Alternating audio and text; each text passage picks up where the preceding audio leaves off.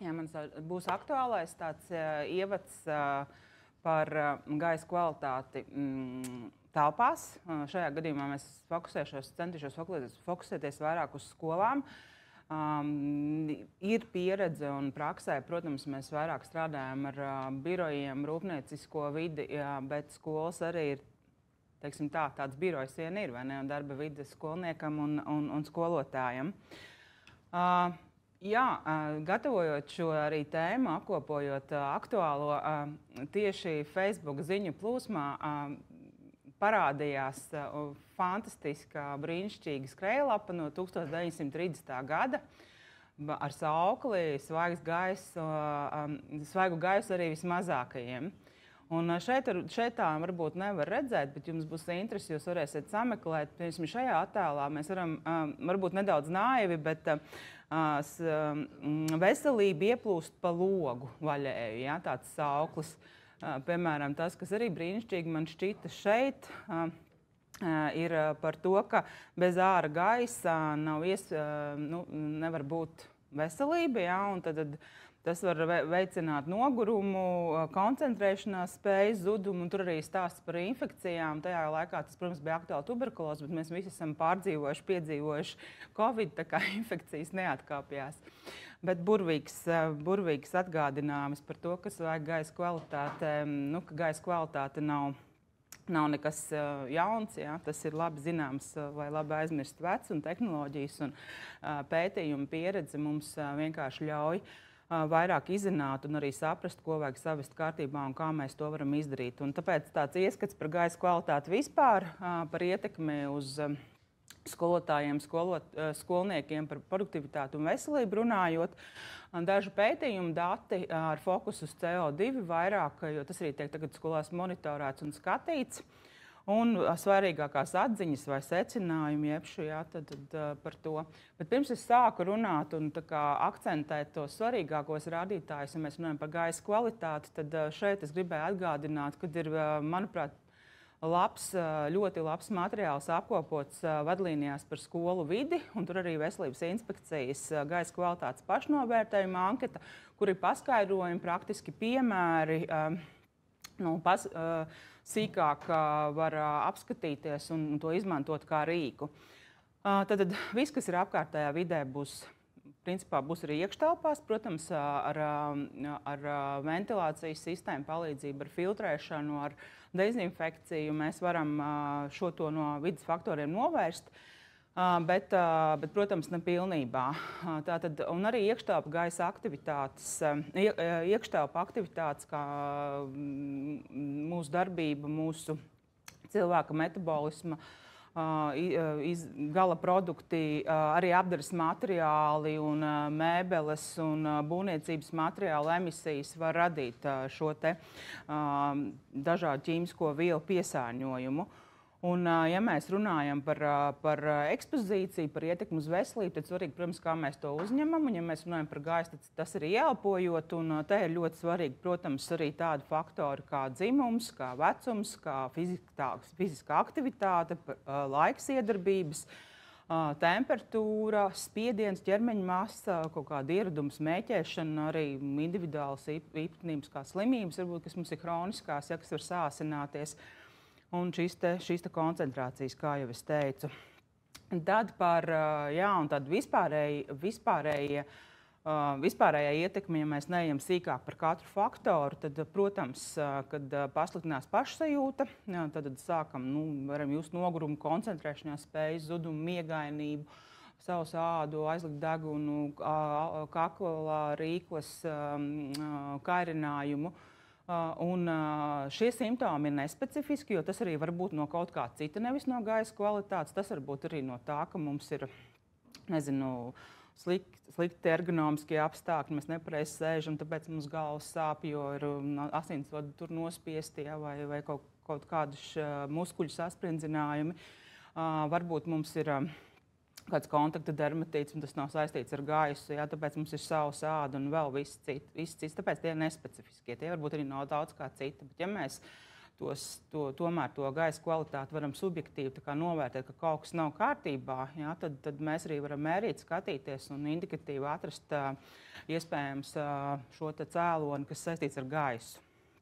Jā, un, protams, kā es vēlreiz saku, tad, kad mēs jau meklējam konkrēto rādītāju, skatāmies, svarīgi saprast, kādā līmenī tas ir, kāds ir iedarbības laiks, cik mēs ilgi uzturamies tajās telpās. Un, protams, kaut kādas arī individuālās īpatnības cilvēki ir svarīgas. Ja? Vai mēs varbūt jau esam, jūtamies slikti, ja? Varbūt mums ir kaut kādas problēmas, tāpēc mums vajag vēl jau vairāk labu šo gaisa kvalitāti. Te es gribu jau konkrēti par šiem rādītājiem, tiem pieskārties, ko es akcentēšu šodien. Skaidrs, ka te ir vairāk, un mēs varam izvērstāk runāt par daudz vairāk šiem gaisa kvalitātes rādītājiem. Bet, ja mēs runājam par labbūtību, labsajūtu, komfortu, produktivitāti, arī temperatūra, mitrums, kas nodrošina šo termālo komfortu mums, vai kā mēs jūtamies, cik mēs esam produktīvi, tie ir svarīgi. Protams, jau minēju oglekļa dioksīds, ja, oglekļa gāze, kuru mēs paši, tas ir mūsu metabolisma gala produkts, un to mēs paši radam, elpojam telpā. Tāpēc to arī ļoti daudz monitorē, un tas ir labs indikators. Un vēl, protams, putekļu daļiņas, kas no apkārtējās vides ienāk caur dabisko veidināšanas sistēmu vai caur ventilācijas sistēmām.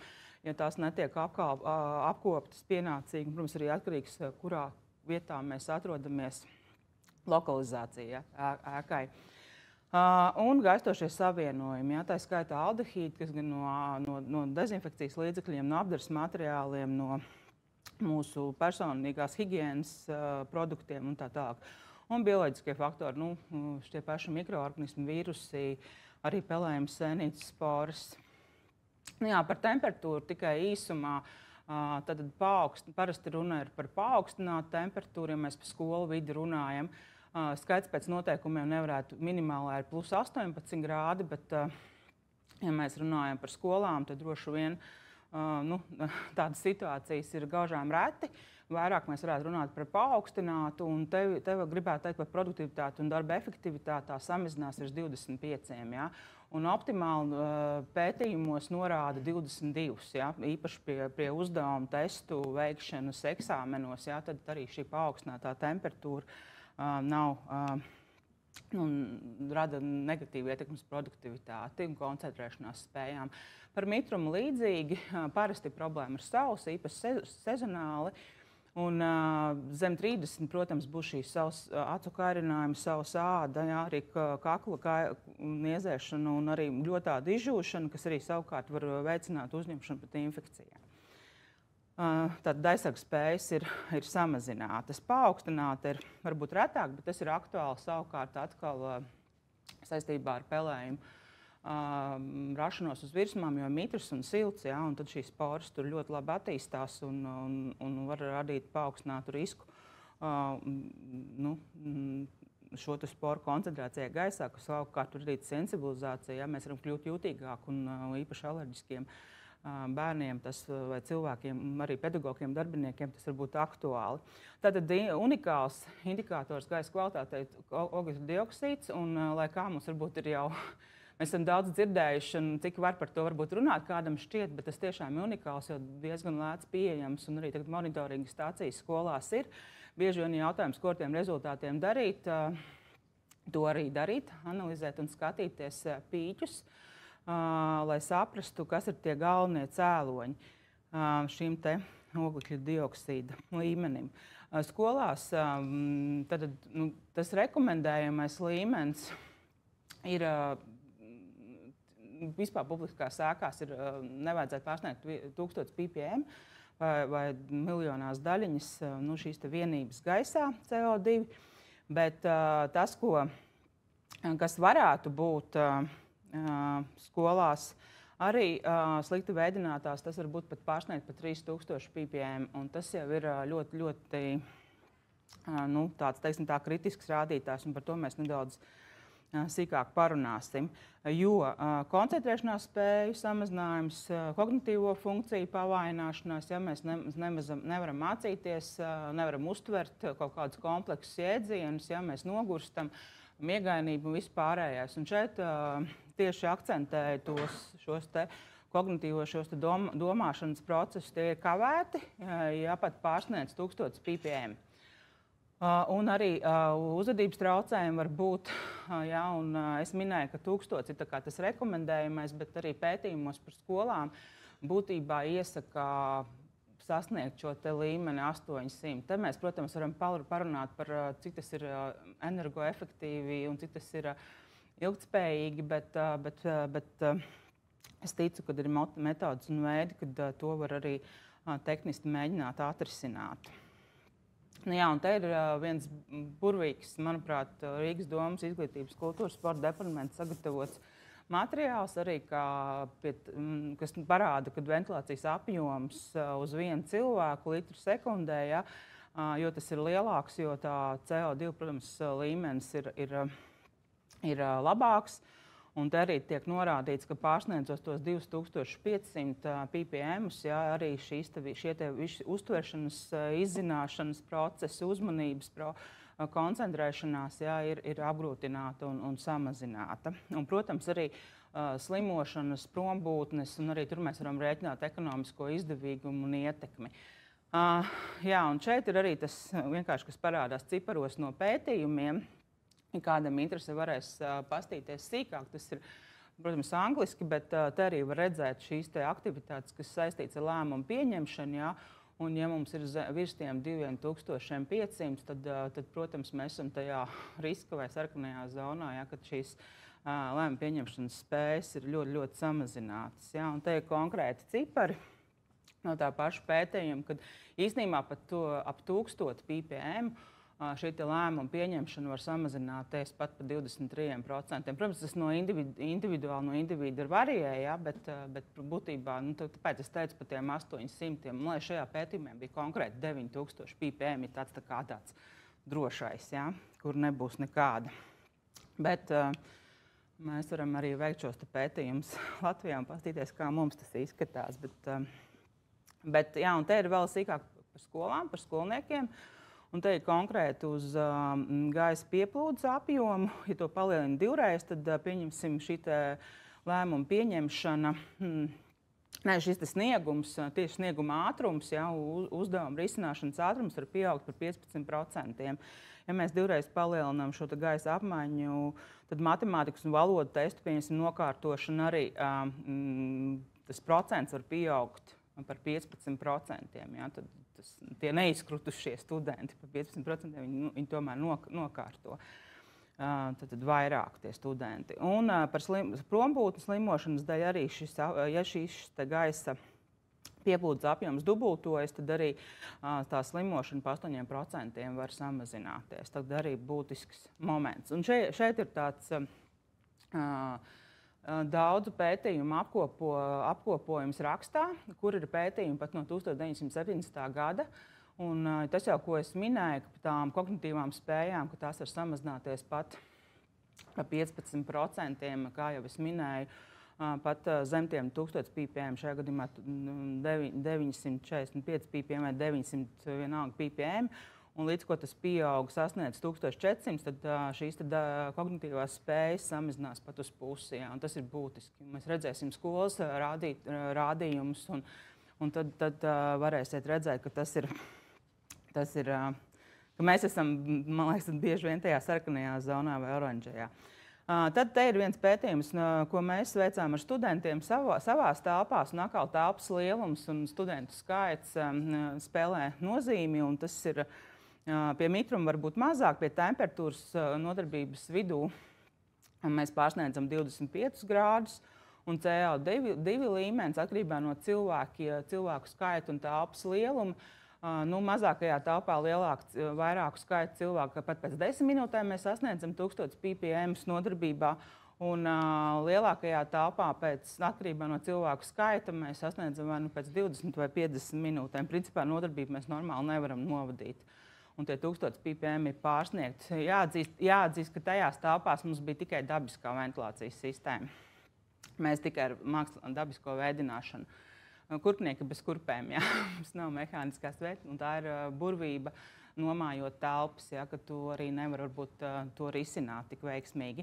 Te ir viens pētījums arī par ventilācijas veidiem ar dabiskā konstanta plūsmu ar mainīgu gaisa plūsmu un atkarībā no tā pēc vajadzības, pēc CO2 sensoriem, bet tas galvenais secinājums tāds, ka pat ja nav konstanta plūsma gaisa padevē, tas tilpums, ja, konstantais, ar mainīgu gaisa tilpumu arī kontrolējot šos CO2 rādītājus, šie gaisa kvalitātes rādītāji nemainās. Ja, gaisa kvalitāti var uzturēt ļoti labā līmenī, un tas arī ir energoefektīvāk.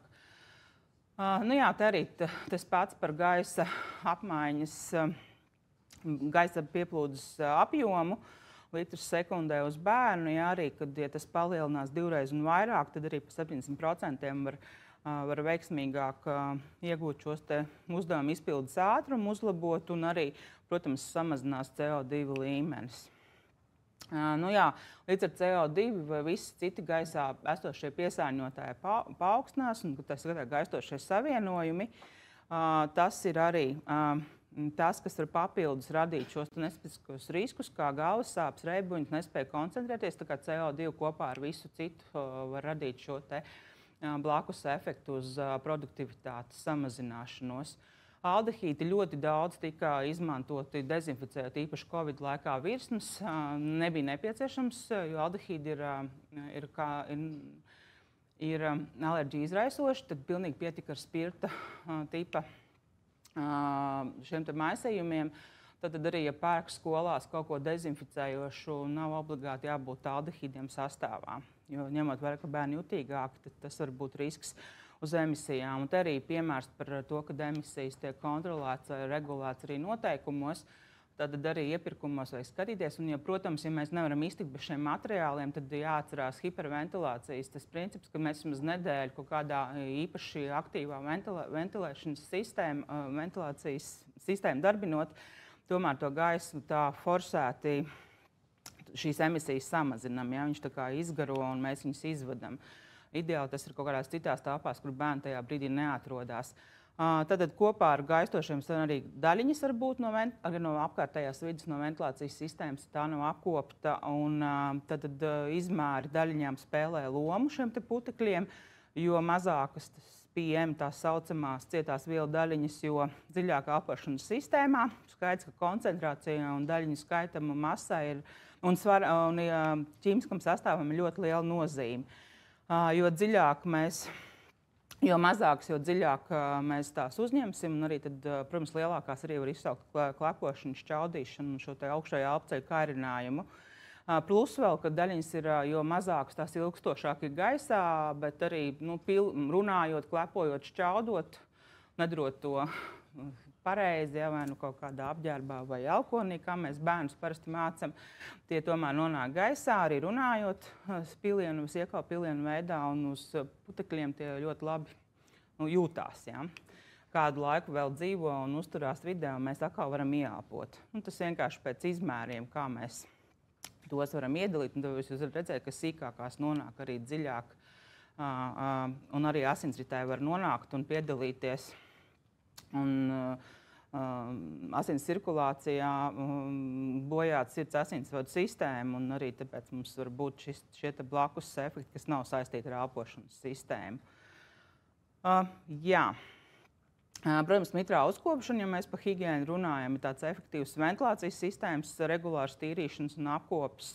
Tas viss ir ļoti nepieciešams, lai samazinātu šīs arī cietās vielu daļiņas. Jo arī filtru tīrīšanas nomaiņas, tas viss ir būtiski. Jā, bioloģiskais, īpaši dabiskos vēdināšanas režīmos, kad mums ir vaļā logs, kad nav filtrēšanas sistēmas, mums arī šie putekšņi ienāk, tas ir viens. Otrs arī ļoti blīvās telpās. Tagad mums ar reorganizācijām ir klasēs vairāk bērni, arī šī kubatūra uz bērnu ir samazināta. Ja, līdz ar to arī tas risks, ka ciešāks kontakts arī bērnam ar bērnu ir, tad arī šo mājdzīvnieku, gan spāvus, gan Tas arī var īpaši jutīgiem bērniem var radīt risku. Jā, ārzemēs ir pētījumos tas īpaši pat vēl pētīts un skatīts, kāda veida alergēni vispār skolas klasē ir. Un tie ir vairāk, un tas līmenis ir augstāks nekā mājās var būt, jo tur bērni daudz, un tāpēc arī tas risks ir augstāks. Un, protams, bioloģiskam riskam, kā es minēju, arī saules gaisa spēlē lomu, jo ir saules kļūtādas, un šī dabiskā aizsargu spēja ir mazāka. Un nobeigumā par to, ka gaisa kvalitātei, protams, šie rādītāji ir viens no riska faktoriem, bet arī troksnis, apgaismojums. Tie arī ļoti būtiski, ergonomiski, kā mums aprīkotas ir šīs krēsla, galdi un soli, ekrāni. Tas arī ļoti, ļoti būtiski ir, kas var ietekmēt gan komfortu, gan produktivitāti, gan veselību kopumā, ne tikai skolniekiem, bet arī skolotājiem. Un, vēlreiz CO2 liels indikators, un ar to mēs varam arī saprast, kāds ir līmenis, iespējams potenciāli arī citiem piesārņotājiem. Ārzemju literatūrā pieejamā informācija norāda to, ka jau 1000 ppm var radīt samazinājumu darba spējām, kognitīvām, domāšanas uzdevumu veikšanas ātrumam. Tam ir jau nozīme, bet kritiski virs 2500 ppm. Ko es varbūt vēl gribētu piebilst, kad cietās vielu daļiņas, jeb šo putekļi, būtiski ir, protams, ventilācijas sistēmas apkopes. Un arī, ko es gribu pieminēt, ir maiņas apavi. Skaidrs, ka tās būs lielās putekļu daļiņas, bet tas ir sekundārais piesārņojums un pat arī ar mitro uzkopšanu regulāri. Vienalga tās aktivitātes klasē ir, un tas var būt papildus risks. Turpmākie pētījumi. Šobrīd skolās ir ļoti daudz monitors, sensori, kas fiksē šos datus. Tas nozīmē, ka mums ir ļoti daudz materiālu, ko vajadzētu papētīt, paskatīties. Es ierosinu studentu pētnieciskie darbi ir vidusskolās, un tas būtu tas, ko varētu skolas pašas darīt, piesaistīt šos skolniekus un arī varbūt studentus. Un papētīt, kas ir pīķis, kāds ir CO2 līmenis, kas notiek, kādi testa rezultāti. Un šīs korelācijas ļoti vienkāršotā veidā var vienkārši meklēt un skatīties un skolas ietveros. Un otra lieta, ko es šeit neieliku, bet ko es novēlētu, ir ļoti daudz skolas, kuras sakārtojuši ventilācijas sistēmas. Un mēs no pieredzes zinām, ka ļoti bieži ir uzrīkotas dārgas ventilācijas sistēmas, bet mehāniskās. Ir trokšņa problēmas, ir plūsmas problēmas. Un trokšņa problēmas skolās ir ļoti liela problēma, jo tāpēc, kad neslēdz ventilācijas sistēmas, jo jāforsē balss. Un balss aizsmakuma vispārējais. Tā kā šīs lietas jāskatās ir komplekss un jāregulē, jāpieregulē un jāmācās no labiem piemēriem. Un skolas, kuriem ir labi piemēri, ar tiem vajag dalīties. Paldies par uzmanību un lai mums produktīva skolas vide un ļoti daudz atbildēt gribētāji skolās. Labi, paldies!